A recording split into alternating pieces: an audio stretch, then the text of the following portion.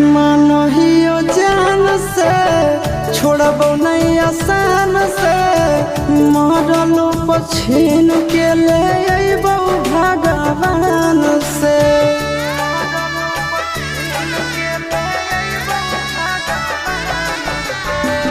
मानहियो जान से छोड़बो नहीं आसान से मरलो पछीन के ले अइबो भगवान से।